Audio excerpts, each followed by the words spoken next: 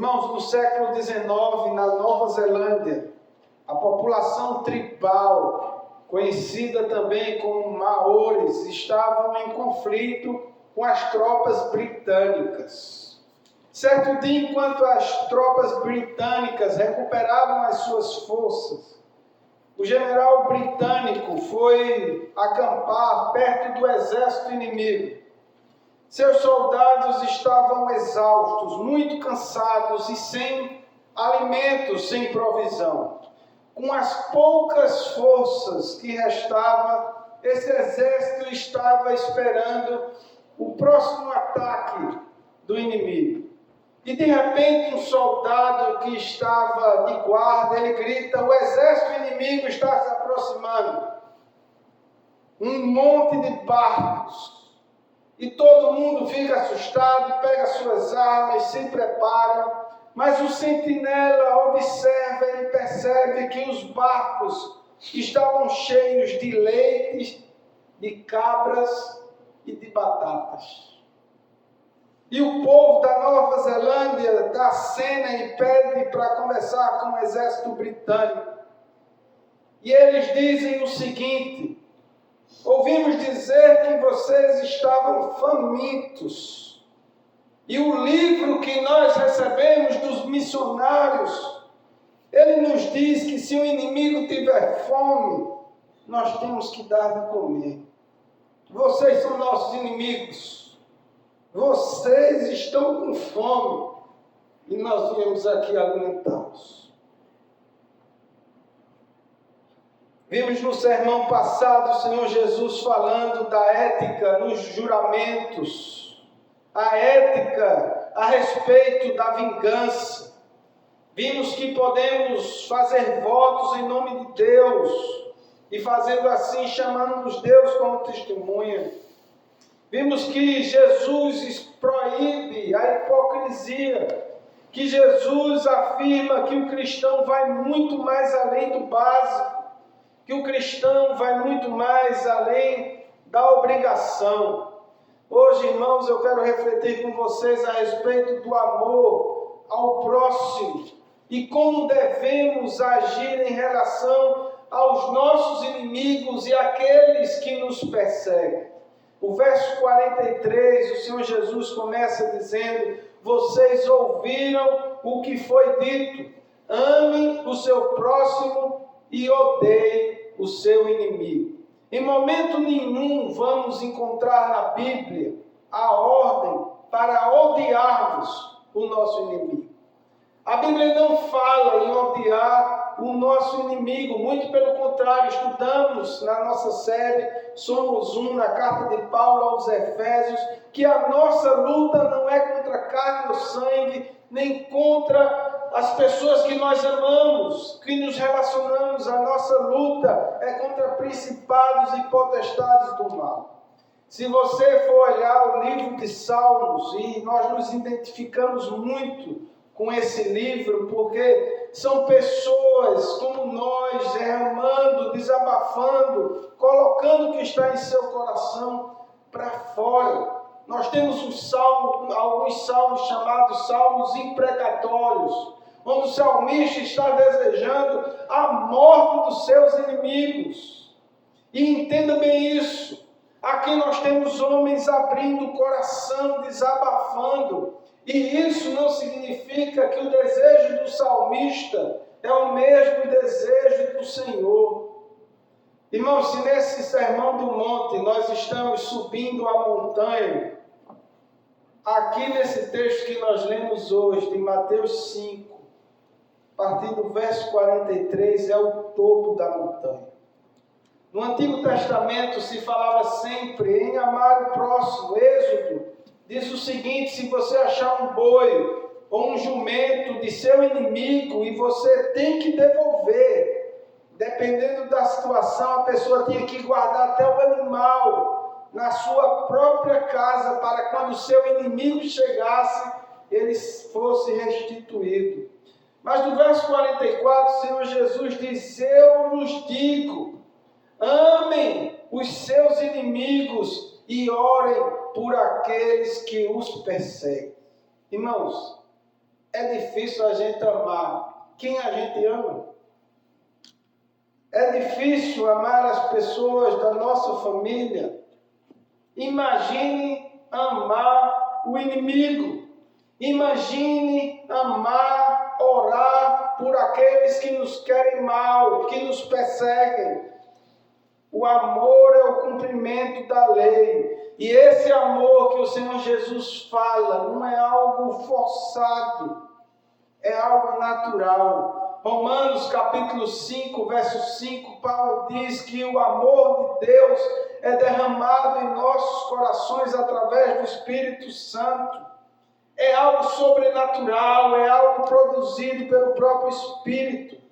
Mas no verso 8 de Romanos 5, o apóstolo Paulo diz: mas Deus demonstra o seu amor por nós, enviando o seu Filho para morrer em nosso lugar, em nosso favor, mesmo nós sendo ainda pecadores. No livro de Oséias, nós temos uma das maiores e belas declarações de amor de Deus. Oséias, ele diz o seguinte, o Senhor falando pelo profeta Oséias: quando Israel era menino, eu o amei. Do Egito chamei o meu filho, mas quando eu o chamava, mais ele se afastava de mim. Eles ofereceram sacrifícios aos Baalins e queimaram incenso aos ídolos esculpidos.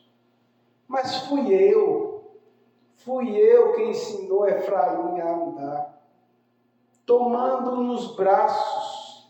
Mas eles não perceberam que fui eu quem os curou.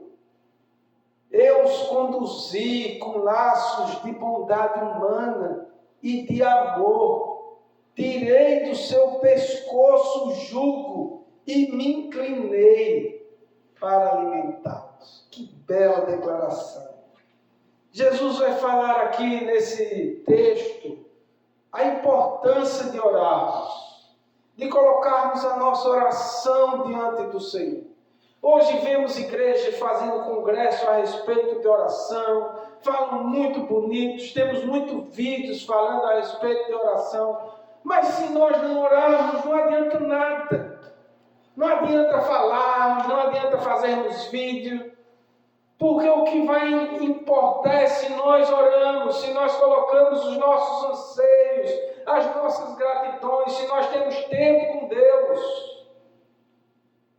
Jesus vai falar da importância de orarmos. E quando oramos, em outras palavras, nós estamos falando para Deus: eu não consigo, eu sou dependente, eu sou fraco.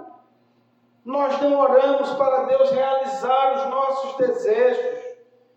Não oramos para barganhar, para manipular Deus. Eu estou orando, Senhor, então me abençoa. Não é isso. Nós oramos porque quanto mais oramos, mais vamos ficar parecidos com o Senhor Jesus. Irmão, se eu olho para mim, se eu olho para o outro, eu me vingo.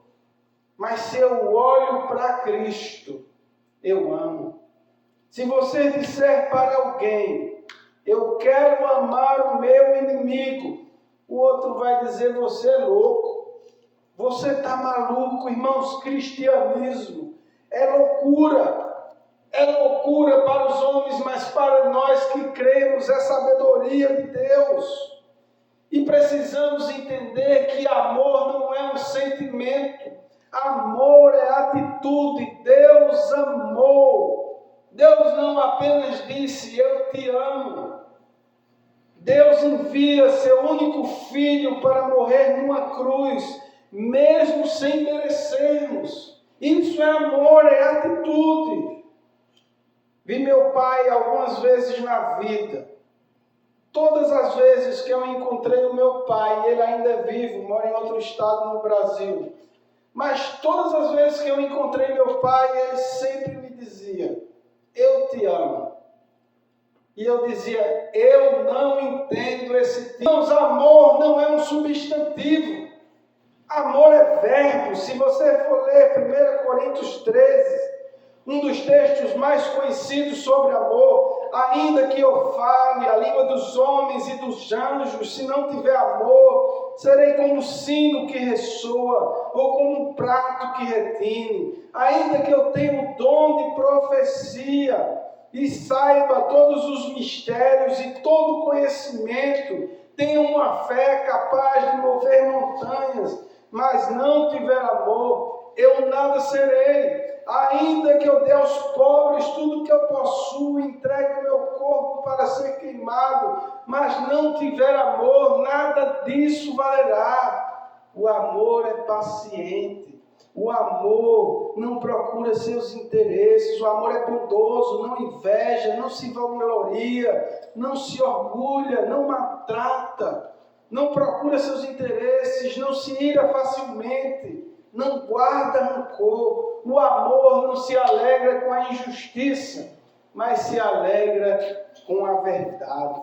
Tudo sofre, tudo crê, tudo espera e tudo suporta. O amor não é um substantivo. Amor, a palavra amor é um substantivo, mas amar é o verbo. Todas essas características que nós vimos em 1 Coríntios 13, na língua grega, são verbos. É difícil explicar na língua portuguesa, mas é tipo dizer que o amor pacientiza, que o amor alegra, que o amor bendiz. E hoje foi criada uma cultura de ódio.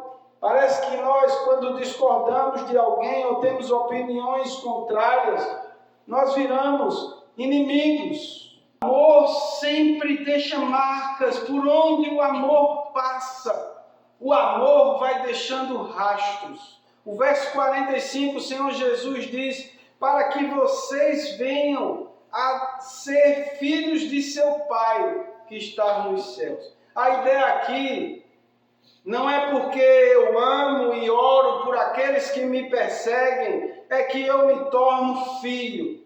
Não é essa a ideia. A ideia é porque eu sou filho.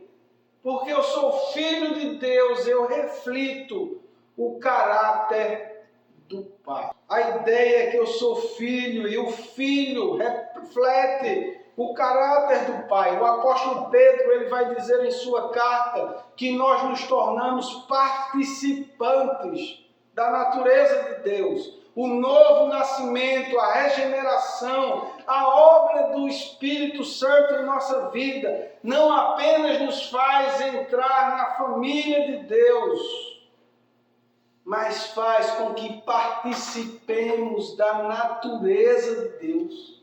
Você percebe quão maravilhoso é isso? Pecadores regenerados participando da natureza do Senhor. Percebam que a Bíblia sempre vai nos mostrar que mais importante é sermos antes de fazermos. Quem somos importa mais do que fazemos. Se a pessoa não foi transformada, se a pessoa não nasceu de novo, se a pessoa não teve um encontro real com Cristo, essa pessoa não vai conseguir agradar a Deus. Essa pessoa não vai conseguir cumprir os seus mandamentos. Ela não recebeu o Espírito Santo. E o que nós precisamos hoje são de pessoas cheias do Espírito. Pessoas que amem e que temam a Deus. Quando nós conhecemos o Evangelho, aquilo que não fazia sentido, agora faz todo sentido. Gostaria que refletíssemos a respeito do nosso estilo de vida. Será que o estilo de vida que nós levamos reflete o caráter do nosso Deus? Irmãos, nós somos privilegiados. No Antigo Testamento nós tínhamos que ter um representante. Um homem entrava na presença de Deus. Hoje nós temos Cristo, temos o Espírito Santo habitando em nós. A Bíblia diz que nós somos templos do Espírito. morada do Espírito. Nós não entramos na presença de Deus quando começamos o culto. Deus já se faz presente. Deus faz morada em nós e nós não temos autorização nenhuma para sair de sua presença. Antes, o culto, a adoração, os sacrifícios, hoje nós temos um ajuntamento solene, uma ordem que Deus dá para não nos deixarmos de congregarmos, porque quando estamos congregando, o Espírito Santo está agindo. O culto não acaba nunca. Coloque isso na sua cabeça. O culto não são essas 1 hora, 1h30. Não é uma programação religiosa. O culto é a nossa vida. Por isso o apóstolo Paulo diz: apresentem a Deus um culto racional. É estilo de vida. O culto não acaba. É o tempo todo, em todo o tempo. Você admira o Deus a quem você serve. Você admira o nosso Deus Pai, porque o Filho deseja imitar o Pai.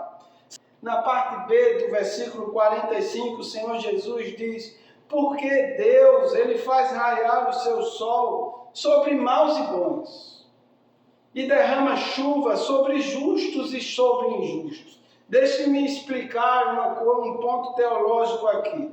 Na teologia, nós dividimos a graça de Deus em 2 pontos: graça comum e graça especial. A graça comum é a graça que alcança a todos. Deus não abençoa somente os seus. Deus abençoa o ímpio, Deus abençoa o ateu, aquele que não está nem aí para ele. Deus concede trabalho, Deus faz o calor cair sobre a sua vida, Deus faz a chuva cair também sobre ele.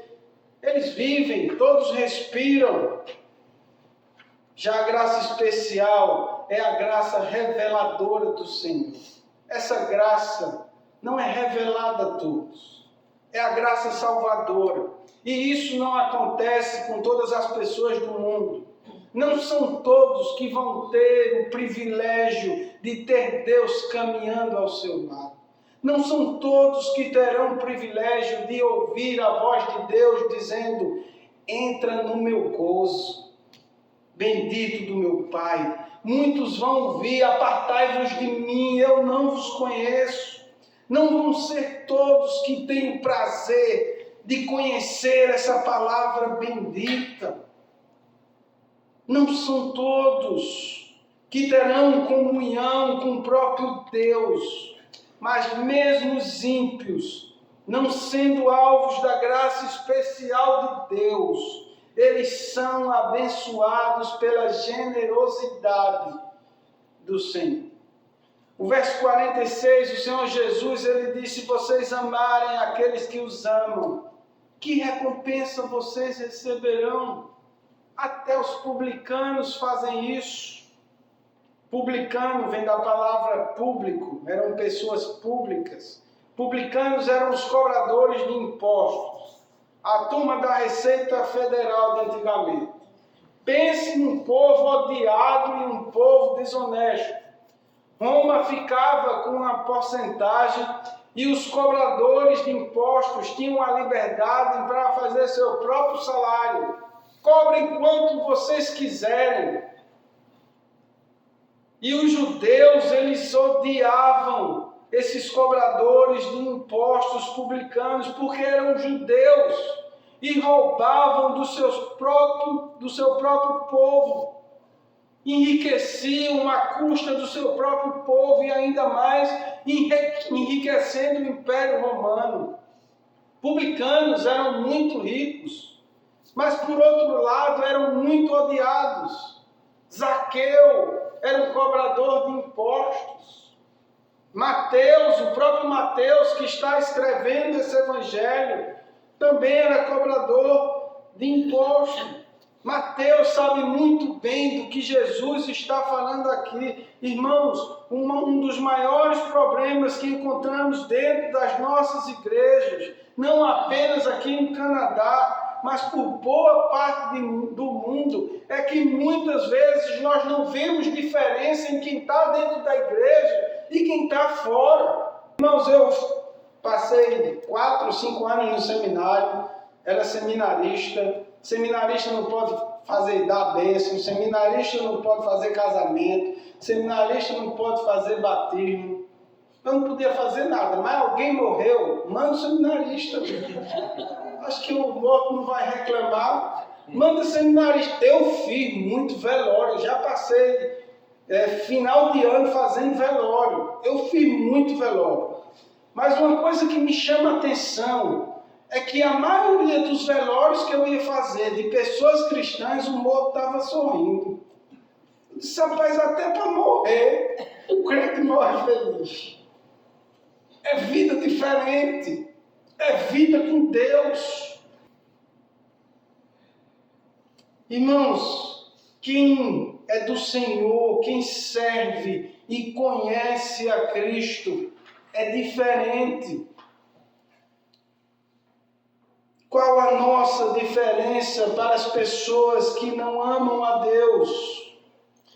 Nós precisamos ser desafiados por essa pergunta. Versículo 48, Jesus diz, portanto, sejam perfeitos, como perfeito é o Pai Celestial de vocês. Nós nunca seremos perfeitos como Deus. Nunca alcançaremos a perfeição ética e moral do Senhor. Mas mesmo depois de morrermos, de termos o nosso corpo glorificado, nós não vamos virar deuses. Vamos continuar sendo criaturas de Deus. O que Jesus está falando aqui é de uma genética espiritual, porque o Filho revela o caráter do Pai. É você olhar para Deus não apenas com Deus soberano, todo-poderoso.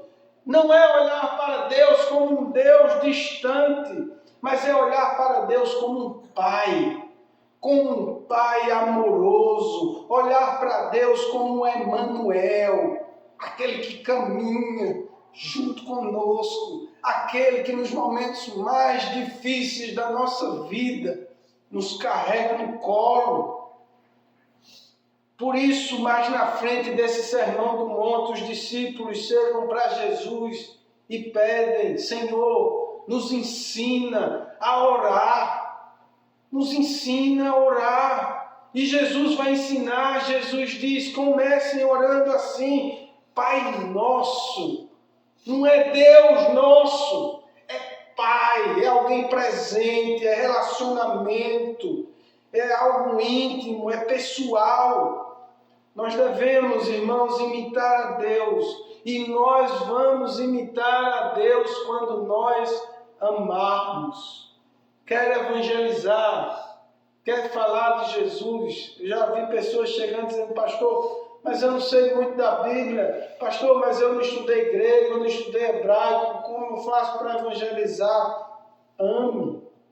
Quando nós amamos, o próprio Senhor Jesus disse, quando vocês amarem uns aos outros, o mundo saberá que eu fui enviado pelo Pai. Quer evangelizar? Ame. Cuide do seu irmão. Cuide das pessoas que estão próximas de você.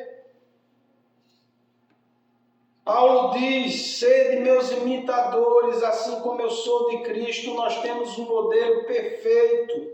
Jesus é o padrão perfeito. Quando nós olhamos para Jesus, nós vemos como Deus é e como o homem deve ser. É o exemplo perfeito. Amor não é sentimento, amor é ação, é atitude. Nós podemos dizer que amamos, mas se não agirmos, não é amor. Pessoas embasam os seus relacionamentos nos sentimentos. E por isso, quando as coisas apertam, pessoas abrem a boca e afirmam, o amor acabou, eu não amo mais, era apenas um sentimento. A nossa filiação é demonstrada no amor de Deus. Eu quero concluir essa reflexão com vocês. Depois de tudo o que você ouviu aqui, você pode pensar, é impossível cumprirmos esse mandamento de amar os nossos inimigos, de orar por aqueles que nos perseguem. Eu quero lhe dizer algo. Você tem razão. Por nós mesmos, por nossa própria vontade, é realmente impossível. Saiba de uma coisa, o amor é uma decisão. Ah, pastor, mas o amor acabou. A Bíblia não diz para amarmos apenas quando as coisas estão bem. É nosso dever refletir o caráter do nosso Deus. Se é para amarmos os inimigos, imagine nossos irmãos, imagine a nossa família, imagine as pessoas que convivem conosco. Jesus nunca daria um mandamento, Jesus nunca daria uma ordem se Ele mesmo não estivesse por perto para nos ajudar a cumprir essa ordem. Jesus provê todos os recursos espirituais necessários para cumprirmos seus mandamentos. A Bíblia diz que antes éramos inimigos de Deus. Inimigos de Deus. Mas os eleitos do Senhor alcançaram misericórdia e foram alvos do seu grandioso amor. O amor de Deus não se explica. O amor de Deus se vive. Cabe a nós, diante de um amor tão grande, tão incompreensível, como diz o hino, não sei por que de Deus o amor a mim se revelou, mas eu sei em quem tenho crido. Esse amor não se explica. Esse amor, diante desse amor tão grandioso, cabe a nós nos entregar. Cabe a nós nos derramar e viver para a glória do nosso Senhor. Baixe sua cabeça, reflita em seu coração como tem sido o seu estilo de vida. Será que nós temos refletido o caráter do nosso Deus? Receba a bênção, irmãos, que a graça do Senhor Jesus e o amor de Deus, o Pai, as consolações do seu Santo Espírito esteja com todos nós, com todo o povo de Deus, espalhado na face da terra, desde agora e para todos sempre. Amém.